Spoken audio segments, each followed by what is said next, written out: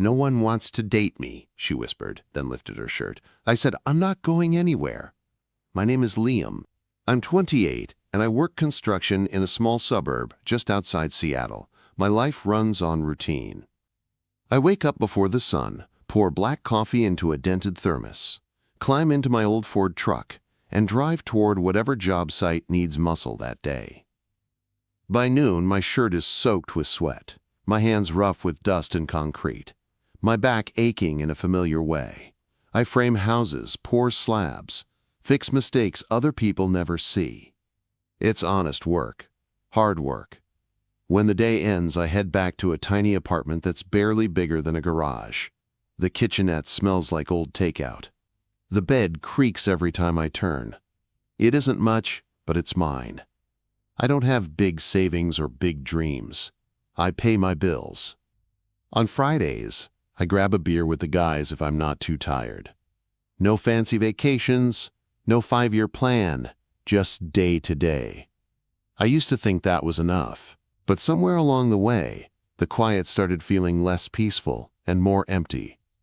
It's been 2 years since my last date, not because I was heartbroken or angry. I just got tired. Tired of the same questions, the same polite smiles that faded when people realized my life wasn't impressive. Tired of being measured like a half-finished project. I've been ghosted, stood up, and let down gently more times than I can count. Eventually, I stopped trying. Being alone felt easier, safer.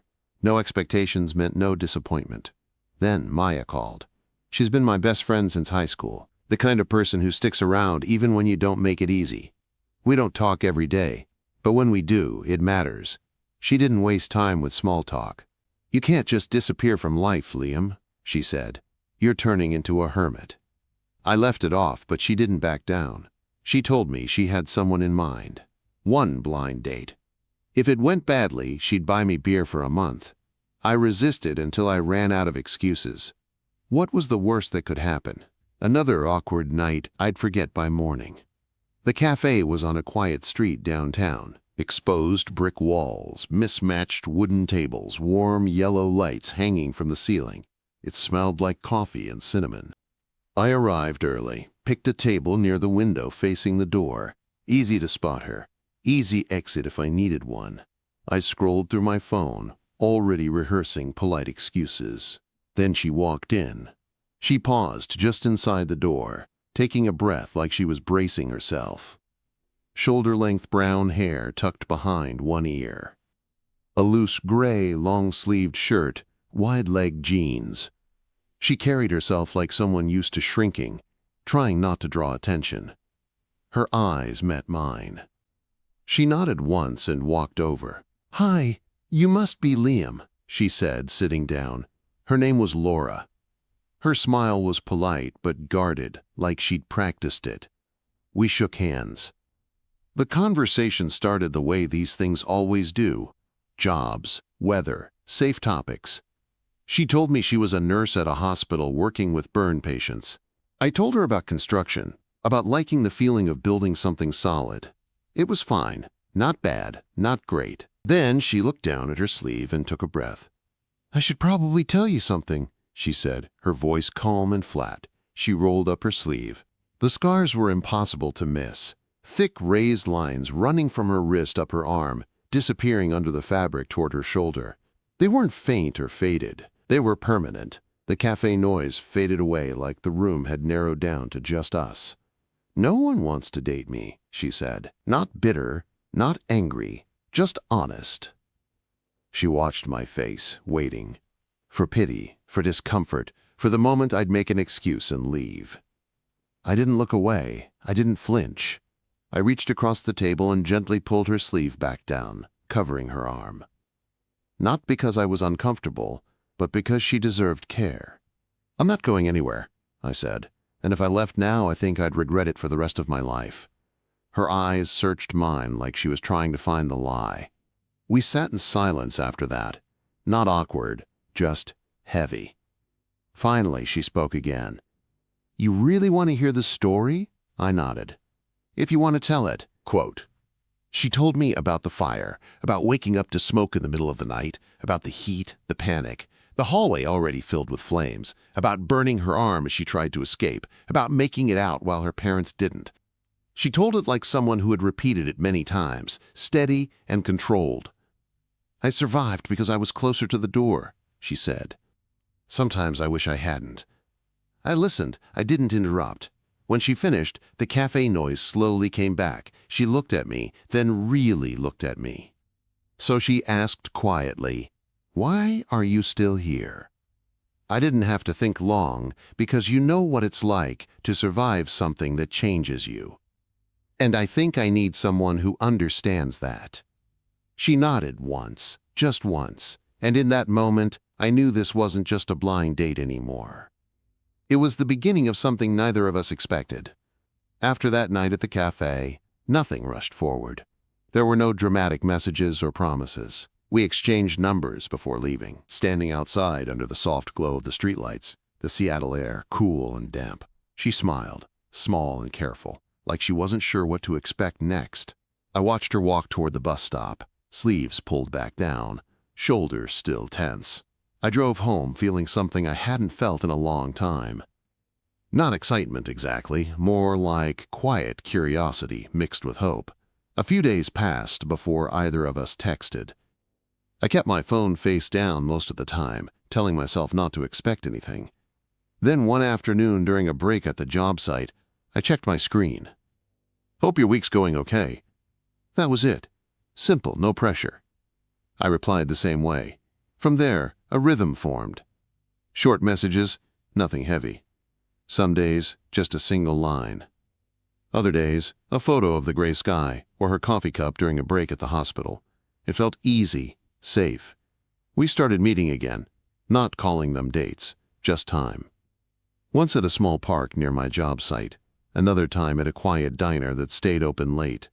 She always wore long sleeves, even on warmer days. I never commented on it. She talked about her work, about helping patients learn how to live in bodies that felt unfamiliar. She spoke with care, but I could hear the weight underneath. One evening she texted me, asking if I wanted to walk. We met along a waterfront trail where the fog rolled in slow and thick. She was quieter than usual, hands tucked into her sleeves. "A coworker said something today," she told me. "They said I must be strong to deal with this every day." She paused. They meant well, but it reminded me how people look at me like I'm always the sad story. She didn't text me for a couple of days after that. I didn't push.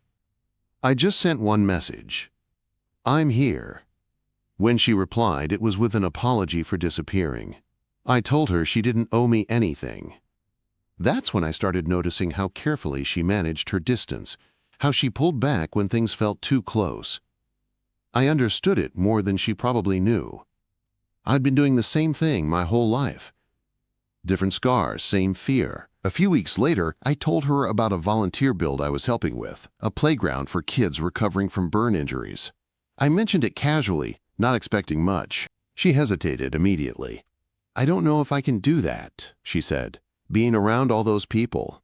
I didn't argue. Later that night, I sent a message. "If you come, I'll stay right next to you the whole time." Saturday morning came bright and clear. I didn't expect to see her, but then I did. She was walking toward the site, wearing a short-sleeved yellow shirt. Her scars were fully visible in the sunlight. Her posture was stiff, her hands clenched at her sides. I walked over and smiled. "I'm really glad you came," I said. She nodded, eyes scanning the crowd. At first, a few adults glanced her way and looked away quickly, but then the kids noticed. They didn't stare. They asked questions. One little boy held up his own bandaged arm and smiled at her. "Your arm looks like mine," he said. Laura froze. I caught her eye and nodded, letting her know I was there. Slowly, she knelt down and started talking to them. She told them a story about a fire princess who fought flames and survived. The kids listened like she was magic. By the end, they were laughing and asking her to sign their shirts. I stood back watching. For the first time, she wasn't hiding. She was glowing. Later, near the swing set, she pulled me aside. "I never thought I could do that," she said, "but having you there made it possible." I meant what I said. I told her, "You don't have to do this alone." After that day, something shifted. She smiled more. She texted first sometimes. We grew closer, slowly. Until the night, my phone rang from an unknown number. It was the hospital. Laura had collapsed from exhaustion. I drove there without thinking. When I found her room, she looked small in the bed, pale under the lights. She tried to smile. "I didn't want you to see me like this," she said. I sat beside her and took her hand. She cried then, not quietly. She told me how tired she was, how scared she was, that one day I would decide it was too much. "I'm staying," I told her. "I'm not going anywhere." I meant it, and for the first time, she let herself believe it. The days after Laura collapsed at the hospital changed something between us. Not in a loud way, in a quiet, steady one. I took a few days off work and spent them sitting beside her bed, listening to the soft beeping of machines and the distant sounds of carts rolling through the halls. I brought her tea from the cafeteria, even though it tasted terrible. I read to her when she was too tired to talk. Sometimes we just sat there, her hand resting in mine, neither of us saying anything. One afternoon, she finally looked at me and said, "You don't have to keep doing this." I shook my head. "I want to." That seemed to hit her harder than anything else. She turned her face away, tears slipping down quietly. She told me how scared she was of needing someone. How, after the fire, she learned to survive alone because it felt safer than depending on anyone who might leave. Letting me stay scared her more than the pain ever had. When she was discharged, I drove her home. Her apartment was small and warm, filled with plants and books. It felt lived in but lonely, like it had been waiting for someone to really step inside. Before I left, she asked me to follow her down the hallway. She opened the door and turned on the light. The room was covered in paintings, faces half hidden in shadow, arms marked with scars, bright colors cutting through dark ones, pain and strength mixed together on every canvas. "These are beautiful," I said honestly. She stood in the doorway, arms crossed. "Do you ever get scared of staying with someone who's not fully healed?"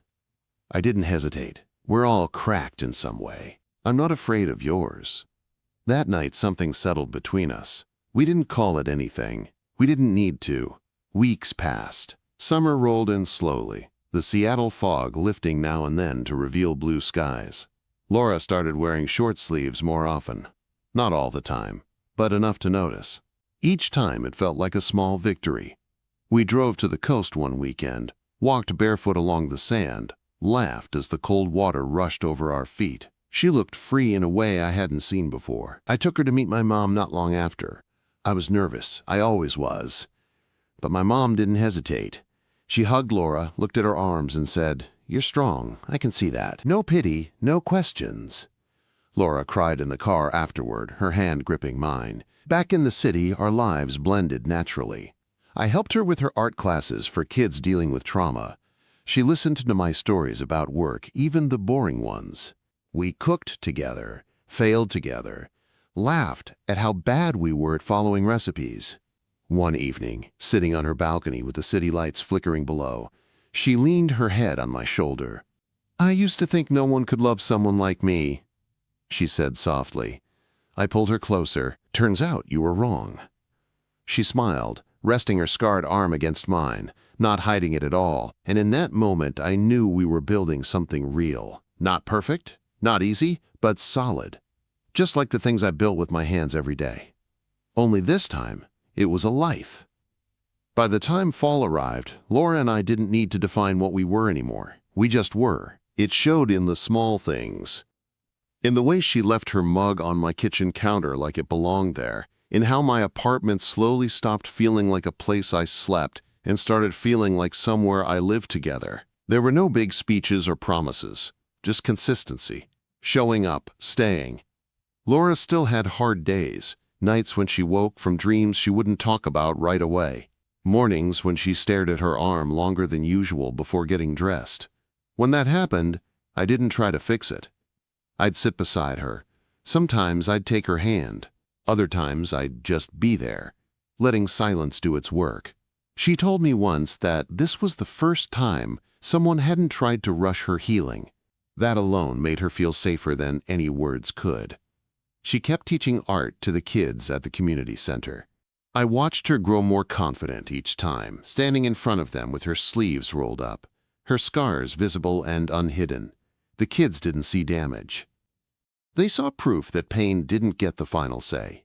And so did I. Every time she laughed with them, every time she encouraged one of them to be brave, I felt proud in a way I hadn't felt before. My life didn't suddenly turn impressive. I still woke up early, still drank bad coffee from a thermos, still came home sore and tired.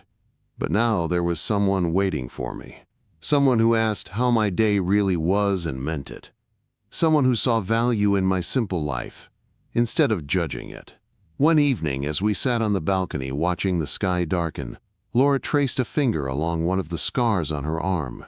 "I spent so long believing these made me unlovable," she said, "that they were all anyone would see." I looked at her and shook my head. "They're part of your story, not the whole thing." She smiled, resting her head against my chest. The city hummed below us, steady and alive. In that moment, everything felt right.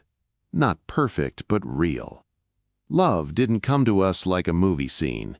It arrived quietly, built from patience, honesty, and the choice to stay when leaving would have been easier. We didn't erase each other's scars. We learned how to live with them, how to carry them without shame. When Laura once said no one wanted to date her, she believed it.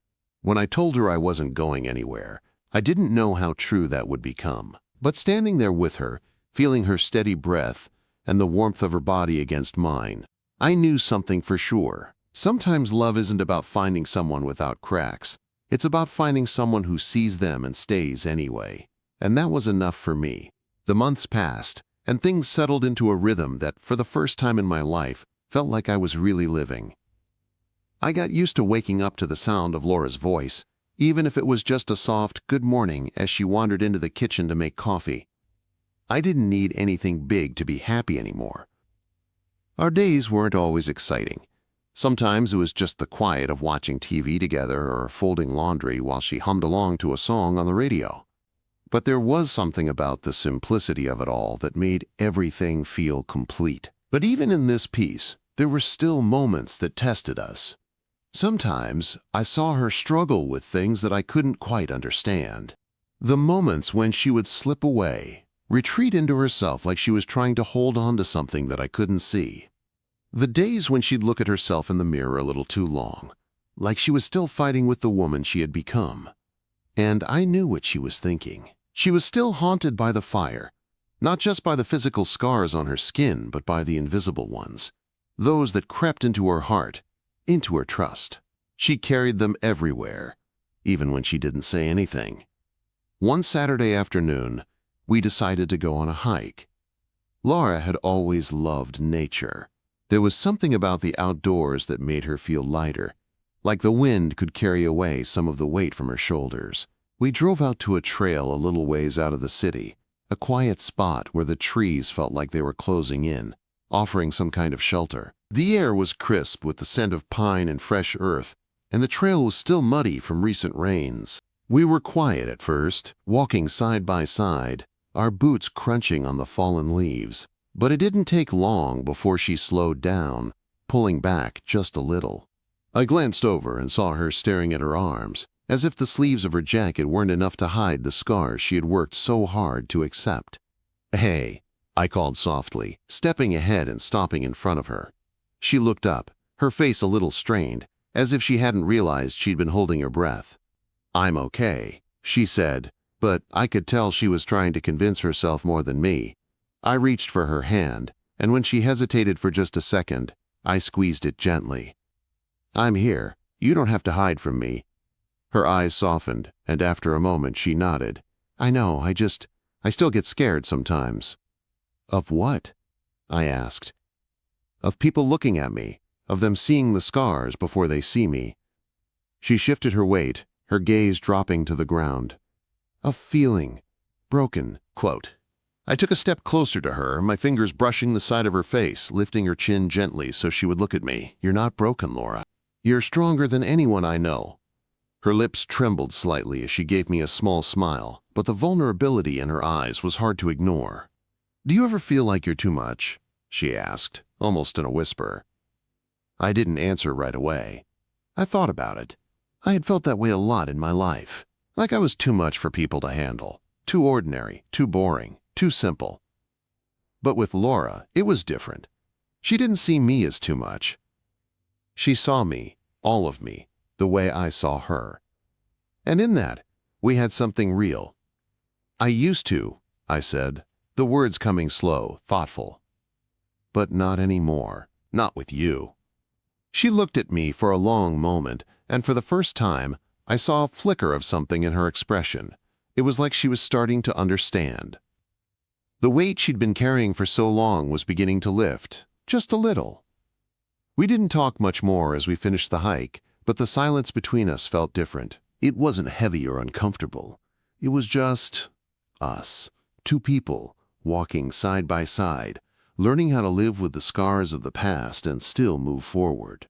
As we made our way back to the car, she surprised me by slipping her hand into mine, her fingers curling around mine with a kind of quiet confidence I hadn't seen before. "I'm ready," she said, her voice soft but sure. "Ready for what?" I asked, squeezing her hand. "To stop hiding," she replied, looking up at me with a gentle smile. "To stop being afraid of what people might think." Quote, I pulled her into a hug then, holding her close. "You've never had to hide from me." Not once. We stood there for a moment, the cool breeze brushing past us, but it was the warmth between us that made everything feel right. For the first time, I didn't feel like I had to say anything more. Laura was healing. Not because I was fixing her, but because she was learning to let go of the fear and the shame. And in that, I felt a peace I hadn't known I was looking for. Not the kind of peace that comes with perfection, but the kind that comes with choosing to love someone, scars and all. The seasons shifted slowly, but the change between us was unmistakable. Laura started wearing short sleeves more often. It was subtle at first, just little moments when she wasn't afraid to show the scars that had once defined her life.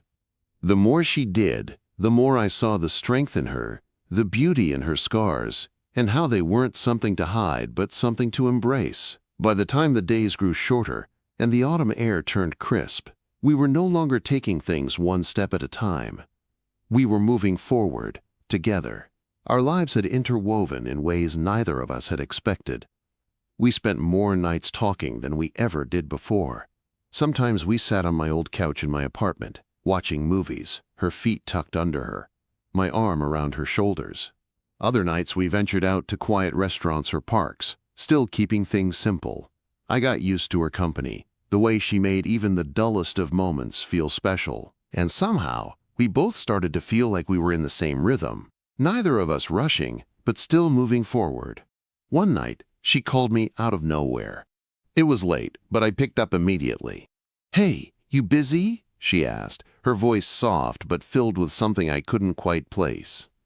"Not really. What's up?" Quote, "I need to talk," she said, her words a little more fragile than usual. "Can you come over?" Quote, I was already grabbing my jacket before she finished the sentence. When I arrived, she was sitting on the couch, her legs crossed, her arms wrapped tightly around her knees. She looked up as I stepped inside, a faint smile playing on her lips, but her eyes were troubled.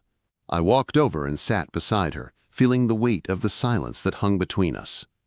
"I've been thinking," she started, her voice catching just a little. "Thinking about everything we've been through, everything I've been through, and I know I've come a long way." She paused, searching for the right words. "But I'm still afraid." Quote, I could feel her hesitation, the way her shoulders tensed like she was waiting for something. I reached out and gently took her hand in mine. "You don't have to explain," I said. "I'm not going anywhere." She let out a slow breath, her fingers curling around mine as though grounding herself in my presence. "I know, but I need to be honest with myself. Sometimes, I still feel like I'm too broken for anyone to want to love me." I felt a knot tighten in my chest as I looked at her. She was trying so hard to be strong, but I could see the vulnerability in her eyes, the way she was still afraid of being too much. I reached up and cupped her face in my hands, gently lifting her chin so she could meet my gaze. "Laura," I said, my voice firm but soft, "you are not broken. You're the strongest person I know. I love you, everything about you. Your scars, your strength, your vulnerability, all of it. And I'm not going anywhere. You don't need to prove anything to me." Her eyes welled up, and I could see the fight she was waging with herself. It was like she was finally allowing herself to believe that she wasn't too much, that someone could love her without reservation. "I'm scared," she whispered, her voice trembling now. "I'm scared that one day you'll look at me and decide I'm not worth it." Quote. I shook my head and pulled her close, wrapping my arms around her tightly. "That's not going to happen. I'm here. I'm not going anywhere, Laura." She let out a soft sob, burying her face against my chest, and I held her there as long as she needed. In that moment, everything felt like it was falling into place. I wasn't the same person I had been before her, and she wasn't the same person she had been when we met. We were both healing, but together. A few days later, something shifted. She began to wear short sleeves more often. Not because it was easy, but because she was starting to believe that she didn't need to hide anymore. One afternoon, as we sat on the balcony watching the sunset, I noticed how peaceful she looked, her arm resting against mine, the scars there but no longer a secret. "I never thought I'd feel like this again," she said, her voice quiet but filled with something I hadn't heard in a long time. "Hope," I smiled, squeezing her hand. "And how do you feel?" Quote. "Alive," she said, her eyes meeting mine with a sincerity that made my heart skip. "For the first time, I feel alive." I pulled her in close, kissing her forehead softly. "I feel the same way." And in that moment, I knew that everything we had built, every moment of silence and every shared laugh, had brought us to this place. This was real. This was love. Not the kind you see in movies, not the kind that's perfect, but the kind that's built on trust, honesty, and a choice to stay even when it would have been easier to walk away. We didn't need anything to change. We had each other. And that was enough. The rest of the year flew by, each day feeling like it was slipping into the next. But even as time passed, I felt like we were still building something stronger every day. Laura continued to paint, her art evolving with every brushstroke, each canvas a reflection of her journey. She held nothing back anymore. Her scars were part of her story, not something to hide, and the way she shared them through her paintings was beautiful. I watched her grow, both in her art and in her own heart. We took trips together, some small, some bigger, weekends at the coast, drives to places we'd never been. I always made sure to keep things light, never pushing her, always letting her take the lead when she was ready. It was on one of those weekend trips, while we were driving along a winding road through the mountains, that she surprised me. "Liam," she said, her voice quiet but serious. "I want to go back to the hospital and speak to the patients. I think I'm ready to help them, really help them." I smiled, the words catching in my throat. I'd never seen her so certain. "Are you sure?" I asked, keeping my eyes on the road. "You don't have to do it if you're not ready." She reached over and took my hand, her fingers warm against mine. "I'm not scared anymore, Liam. I want them to know that it's possible to keep going. I want to show them that the scars don't define you." Quote. And in that moment, I realized how far she had come. I knew that when she spoke, she wasn't just talking about helping others, she was talking about herself. She was finally ready to help herself too. That afternoon, she made her decision. A week later, we were back at the hospital. She didn't just visit the patients. She spoke to them, sharing her story, telling them about her journey from the fire to where she was now. I stood quietly by her side, proud, as she stood tall, speaking with a confidence I hadn't seen before. It was as if she was letting go of the last of the doubt she had carried all these years. Later that day, she looked at me and smiled, her eyes shining. "I'm glad I did this." "You were amazing," I said, squeezing her hand. "You've always been amazing." Things weren't always perfect, of course. Life never is. But with each passing day, our connection deepened. The nights we spent talking until we both fell asleep on the couch. The mornings when we woke up, tangled in each other's arms. The shared laughter, the occasional argument, the moments of silence where just being together was enough. We had built something real, something unbreakable. One winter evening, as the city lights twinkled outside our apartment window, Laura stood in the kitchen, her back to me as she prepared dinner. I watched her for a moment, the way the soft light from the lamp made her hair glow, the quiet hum of the city outside filling the space between us. "You know," she said suddenly, turning to look at me, "I don't think I've ever felt more home." I walked over to her and took her hands in mine, pulling her close. "I feel the same way," I whispered, kissing her forehead gently. "You're my home, Laura. Always have been." She smiled, her eyes filled with a love so deep it made my heart ache. "You don't have to worry about me anymore, Liam. I know who I am now, and I know who I want to be with." I pulled her into a tight embrace, holding her like I would never let go, and for the first time, I didn't have any fear. Not of her scars, not of the future, only the certainty that we were exactly where we were meant to be. With every challenge we faced, we learned, we grew, and we built something more solid than anything I could have constructed with my hands. We built a life, together. And for the first time, I truly understood what it meant to love someone, not in spite of their flaws, but because of them. Because, in the end, it's the cracks that make us who we are. And when you find someone who sees you, all of you, and still chooses to stay, well, that's all you need.